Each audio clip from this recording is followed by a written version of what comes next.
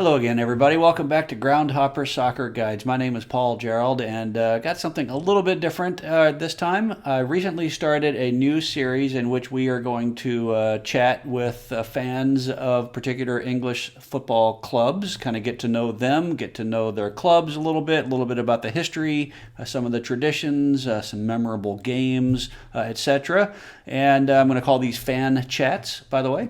And recently did the first one, which will appear very soon with a Leicester City fan called Ian. And but part of what Ian and I talked about was how he found Groundhopper Guides, how Groundhopper Guides got started, and what it is that we are both interested in the game of football, and a little bit about kind of future plans for me and for Groundhopper Guides. So I just thought I would take some of that stuff and make it into its own video. A little bit about Groundhopper Guides in chatting with a fan of Leicester City, and a little bit about what we've got in store going forward. So maybe you enjoy it. Hope you do. If you do, consider subscribing, perhaps. We try to put up something every week, and tune in next week. We'll have a full chat all about Leicester City Football Club with Ian of Leicester. All right, so for right now, enjoy, and we'll see you at the grounds.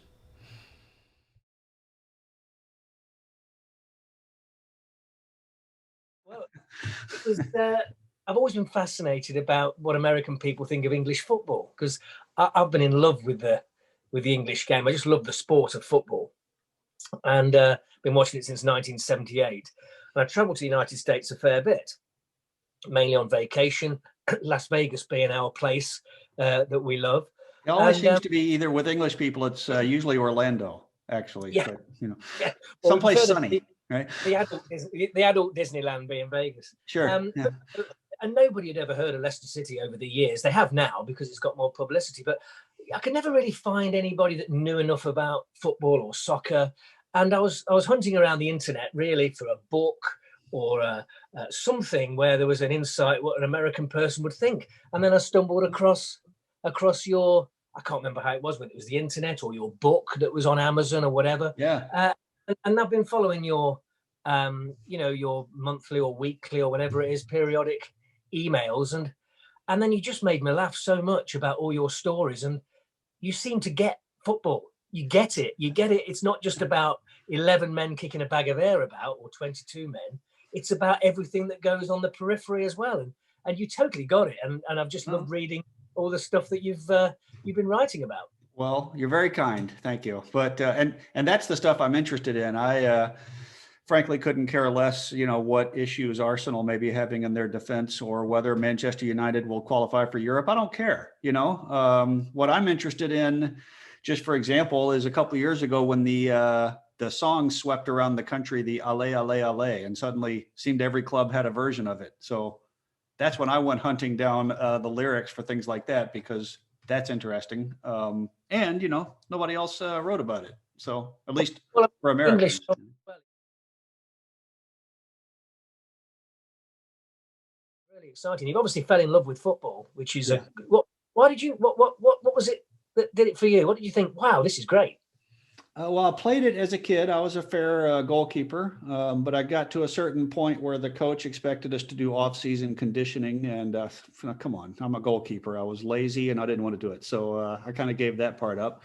Then I became a sports writer, so I maintained an interest that way. But honestly, what really did it is, and I someday I need to write about this because I'm still not sure how it happened. But in the 1970s and 80s on American public television, there was a show called Soccer Made in Germany, which was sort of a match of the day from the Bundesliga, hosted by an Englishman, I think. That I don't know why that was on American television in Memphis, Tennessee in the early 1980s, but it was. And so I once a week would sit down and watch 30 or 60 minutes of Bundesliga, which in those days was quite good.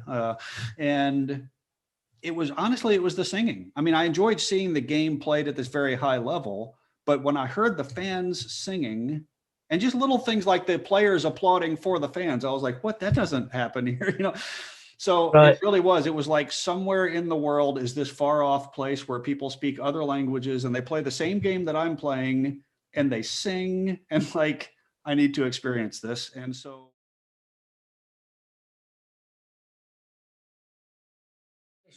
Well, it's always been ingrained in football ever since I've been going, 40 odd years.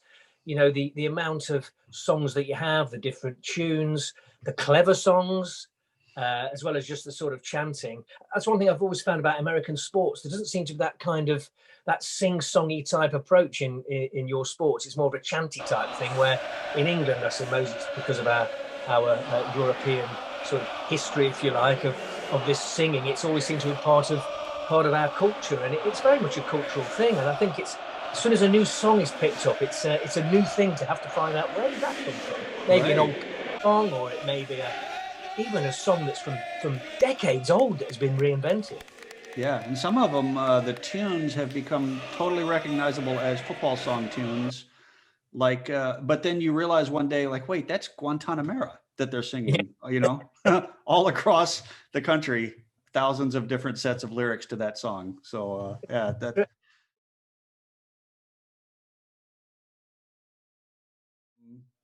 Then actually it was, I told this story in the book recently, but I finished university in '89 and went on a trip to around Europe for several months after that. And it took me a while to piece this together, but it was January of 1990. I was in a pub, I guess in London, and there was some football on, some highlights. And a fella turned to the fella next to him and said, "Wow, look at Oldham. Can you believe it?" And I was like, I don't even know what that means. It was like this little piece of some foreign universe that had dropped in my lap. And I asked him, "What is Oldham?" And he said, "Mate, they're in the quarterfinals of the cup." And I was like, I don't know what that means either, So yeah, I recently researched it, and yeah, sure enough, Oldham took Man U to a replay in the quarters of the semis. And so just the fact that, all at once, I kind of found out there's something beyond the league. There's something called Oldham. I was already aware in the late 70s, early 80s, that there was even a team called Nottingham Forest. Like, what kind of a name is that, and that they were the best team in Europe. So just all of these little pieces came at me, and I just became fascinated with this whole world that existed out there. And so I guess it was in '98, I randomly was in Amsterdam and went to a game at Feyenoord over in Rotterdam, and that was fun. And I just sort of, and then 2011, I was visiting friends in London. I have a friend from university who married an Irishman, and they've been in London for 25, 30 years. He happens to be an Arsenal supporter, and took me to a game there, which in retrospect was one of those horribly depressing Arsenal home games when they were frustrated and the fans were screaming at each other. And it was just, but I thought it was great fun. I didn't care that they lost and they were all mad at the manager, and there was another fourth place finish and they were hopeless. I just thought it was great fun.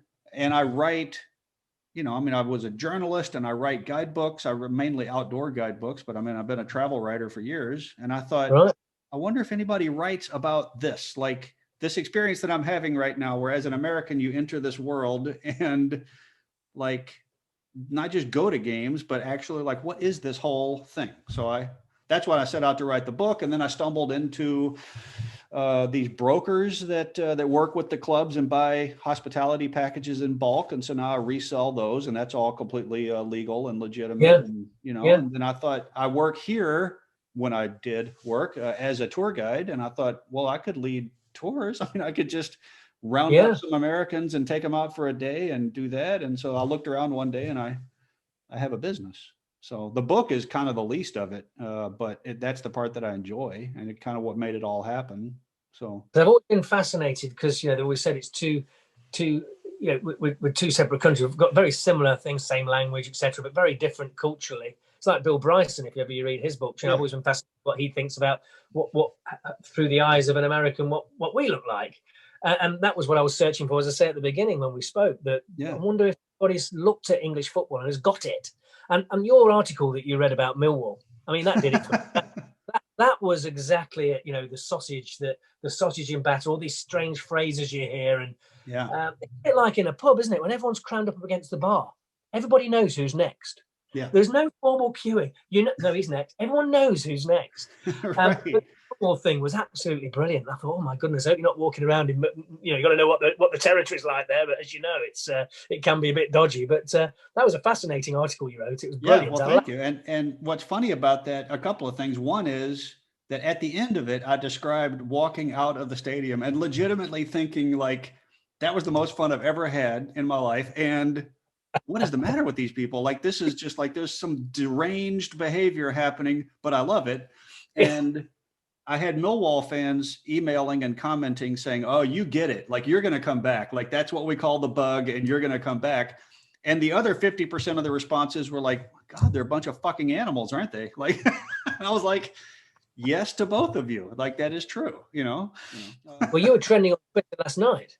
Was Your it? your Sheffield Wednesday-Sheffield United video was trending on 673,000 views, because I follow this thing. I think it's called Terrace Images. It's just one of these random football things. And there was your video. I thought, that looks like Paul's video, and I played it. And it was. It's got your name at the bottom, so it's giving you credit for it. Okay. And that had 75,000 views. That, when Sheffield Wednesday was singing "Jump Up and Down" and the bouncing, yeah. Good. Yeah. So it must be, well, that game was in September. This must be, I went to the return leg at United after that, which was, of course, 0-0. It had to be after all that excitement. So maybe this is the anniversary of that. Every year in September, that thing blows up all over again. Got the phone here. I can't remember what the reason. I think this is just a website to say it just does football things. That is this great type thing. And yours, I thought I've seen that, and it was giving your credit. So there was 675,000 views. So wow. There you go. Amazing. Amazing. You it is funny. I've had this experience several times. That most of my website traffic is Americans because they're trying to look for tickets or learn about the game, or but most of my social media traffic is English people, and it's either like when I wrote about Portsmouth, and all the Portsmouth fans are like, hey, this American wrote about our club. And then sort of parenthetically, and he's not an idiot. They don't always say that, but it's kind of in there, it's like, but then there's the thing where I happen to get, Harry Kane's winning goal at Villa Park in the 87th minute with all the Spurs fans going crazy, and so then the Spurs fans find it, or Sunderland won the League Cup semifinals at Old Trafford with 9,000 supporters there, and I got that video, and so now I'm a thing in Sunderland, so I have these little moments here, and that's what I go for, from that way. And as I say, there's a fascination about people following English football from overseas to see it through your eyes, and I think that's because, as I say, that thing in Millwall when you're in the chip shop, for us, the normal thing that I've grown up with it. That's what it's like. And to suddenly think, of course, yes, we must look like aliens when you what the hell are they talking about? What are they doing? Yeah, somebody out on the street running in to grab his sausage before somebody else eats it. Yeah, that was. How the hell are they cooking that shit? Yeah, it never occurred to me to fry a sausage. That's just beyond me,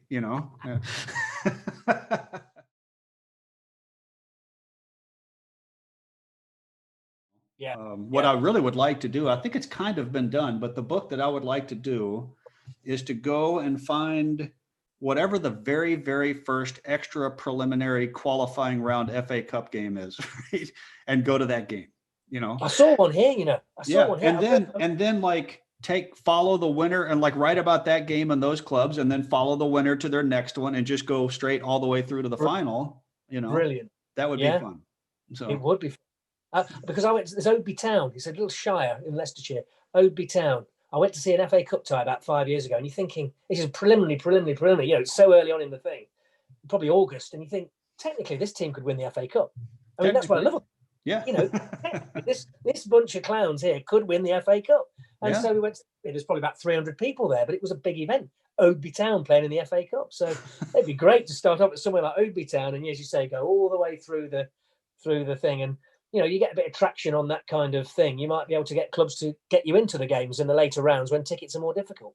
Yeah, I would hope so. So, and the main thing you'd hope there is that you wind up with someone interesting. If you had stumbled into Chorley, for example, in the, extra qualifying round, whenever Chorley started, or Chichester City a couple of years ago, I got to see them play at Tranmere Rovers, and that was great. But that was like their 7th game in the cup that year. Knackering, isn't it?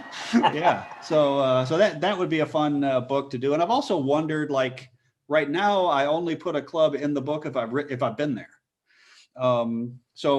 But at what point do I, for example, carve the stories out and do sort of a memoirs of an American groundhopper book, and then have the guidebook just be all about the clubs, and maybe have all 92 in there, whether I've been there or not, So, Yeah.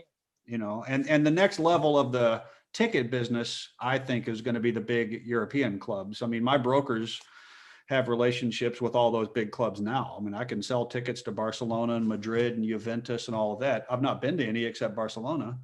Right. So that's part of the idea of being in England is fly to You can hop Madrid over. for £100 round trip and Yeah. spend 2 weeks there, Yeah. So, Yeah, it is. Yeah, it really is. And that's the great thing. You're a hop away from a completely different culture as well. Yeah. So, yeah.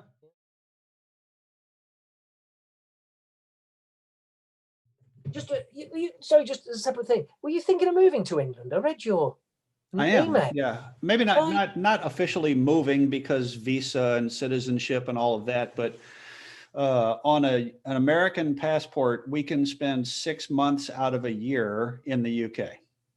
And we can also spend 3 months out of 6 months in the EU, at least last I heard.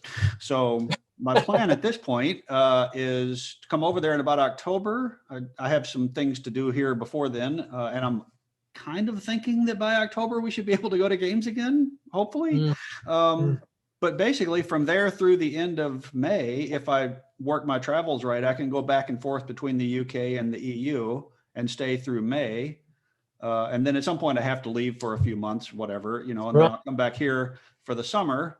And yeah, it's called being a digital nomad. Apparently, I didn't really know this, but I own my own business, and the place for me to be is England, really London. But as far as I'm concerned, actually, I was thinking about when you mentioned Leicester, most of my business, because most American tourists are, of course, in London. But as far as the games that people want to go to, they're just as often in Manchester and Liverpool. So I look at it and I think, why wouldn't I live in Leicester or Sheffield or someplace that's not as stressful and expensive as London, but I can get to either place, in an hour and a half on a train. I mean, Leicestershire, marvelous thing because you've got great train line. It's an hour to London on the train. You got the network of railways all across. And as I say, you're only an hour and a half from anywhere. So I love Leicestershire. I mean, the city's a typical industrial type city, but the shires, the outskirts of Leicestershire are beautiful. It's a beautiful city. It doesn't get enough. I particularly fancy hiking, as what we call it. Maybe you call it trekking, whatever. Walking the countryside. I mean, Sheffield really. I had a day off in Sheffield once and got on a city bus and went out to the Peaks District and went for a beautiful walk and was back in time, for dinner. That's right. We've got Bradgate Park. Peak District, it would make sense. I mean, London's just going to sap your money, isn't it, in terms of rent or whatever, but probably not a very nice place to live. It seems exciting, but I also know, like I call this experience I've had, I once spent about 2 weeks there. And by the end of it, I had developed what I called my London face, where I was no longer happy or sad or any of that. I was just kind of, I'm going to get through this, But, I mean, how many times can you be on the tube like this, when you could pick your feet up and not fall over? And, there gets a point where, it could just really drag you down. I could see it. And I've always just been there on vacation. I mean, when I have to actually go down to the grocery and cook dinner and like do life and deal with all of that all the time, I don't know. We'll see. The nice thing is that I can, I'm going to give up my place here. And so, I might decide to get an Airbnb for my first month in London, see how that goes. And then maybe I'll say, I don't know, I want to visit some of the northern clubs, so I might as well go and stay in Sheffield or Leeds or someplace that maybe the city itself isn't all that exciting, but a bit more relaxed and less expensive and close to everything I want to go to. So you probably just got to get out here and just suss it out and just see what just play by ear really, and just see.